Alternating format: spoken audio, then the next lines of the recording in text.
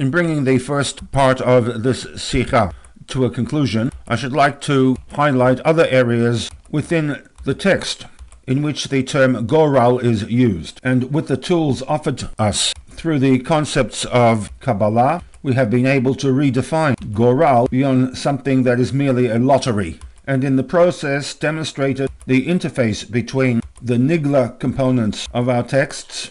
with the Nistar. This came about through an analysis of the Gemara, Masechet Nedarim, that both Rav and Shmuel maintain that of the 50 levels of Bina, Moshe Rabbeinu had access to 49, reflected in a subsequent statement attributed to Rabbi Yochanan that Batachila Haya Moshe Lomed Torah, while on Har Sinai Moshe engaged himself with Torah study, Umashkacha, and at some point in time forgot all that he had learned. This came on account of his limitation as a finite being in a physical body, and in Kabbalistic terms, the words itaruta litilatata, an awakening from below, could be applied to the attempts of Moshe Rabbeinu to reach the highest planes of knowledge and awareness. The Gemara goes on to write that Moshe Rabbeinu ultimately reached the 50th level, Achenitno lo b'matana, which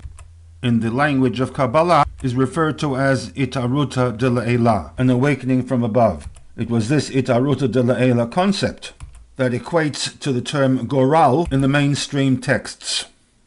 It was this Itaruta de La'ela, the GORAL, that is described as a matana, a gift, something that a person receives that is independent of the actions of the recipient. It comes at the discretion of the giver. It is a level of Kedusha that is metaphysical, l'ma'ala mitam v'das, beyond the limitation of the individual who receives that revelation, and hence a lottery which to the individual whose only involvement was he or she purchased a ticket with a number, there is no direct connection with the number that controlled the outcome. The outcome is random, or to a believer, metaphysical. L'ma'ala mitam v'dat, in which for reasons only known to HaKadosh Baruch Hu, the individual with the winning number is chosen to receive the proceeds of winning the lottery. And this, to my understanding, would be the Jewish view of events that happen l'ma'ala mitam v'dat. What appears to be a random event is treated as an interaction from HaKadosh Baruch Hu with the individual. This concept is one of many that underpins the belief system across all variations of halachically committed Jews. This concept, however, carries with it some baggage and responsibilities, an obligation to treat this windfall as a gift from HaKadosh Baruch Hu to be used not just for one's own selfish needs, but to fulfill a purpose only known to HaKadosh Baruch Hu. For others who not committed to this interpretation of GORAL, there are other explanations and other names that are used to explain the windfall. Words such as luck, destiny, karma, for which the windfall comes without the baggage of responsibility. The concept of GORAL within Judaism is prominent and one that underpins Chag HaPurim. Esther Perek 9 sums up, in retrospect, the way Purim was to be celebrated in future generations, and in Pasuk 26 the text writes, Al Kain Karu L'Yamim Ha'ele Purim. These days, the 14th and 15th day of Adar, are identified as the days of Purim, and the reason it was given this name was Al Shem HaPur, on account of the lottery conducted in the presence of Haman, the day that was scheduled as the beginning of the ethnic cleansing process. And this Pur was identified as a GORAL. This link is clearly made earlier in Perek Gimel, when the text states that b'chodesh harishon hu chodesh Nisan b'shnat shneim esrei lemelech Achashverosh, in the 12th year of the reign of Achashverosh, in the month of Nisan, hipil pur lifnei Haman, a lottery was conducted in the presence of Haman. This pur is described as hu hagoral, which began the entire saga of the rise and fall of Haman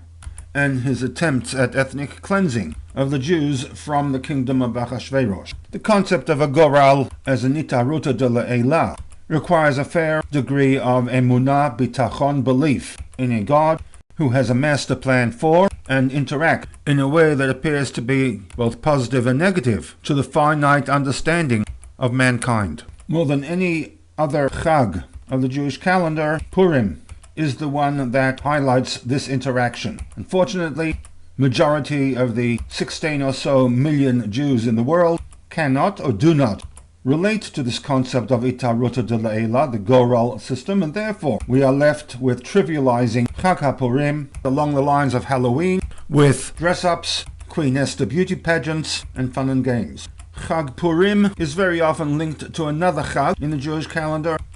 Yom HaKippurim. And just as Chag HaPurim is linked to the concept of GORAL, so too with the day of Yom Kippurim, we also have a GORAL. When the Kohen Gadol on Yom Kippur is required to undertake a GORAL in allocating the respective roles for the 2 goats peculiar to the avoda of Yom Kippur. GORAL Echad LaHashem, one of the goats was selected via lottery to be offered as a korban in the Beit HaMikdash, while the GORAL Echad, the other, was designated to be the one that went to La'azazel, which according to Midrashic literature signified the culmination of the atonement, when the red skein of wool that was tied between the horns of the goat turned white. And once again we return to the original use of the term GORAL with respect to the division of land amongst the 12 Shvatim, Ach ba'goral yechaleket haaret, not as a random event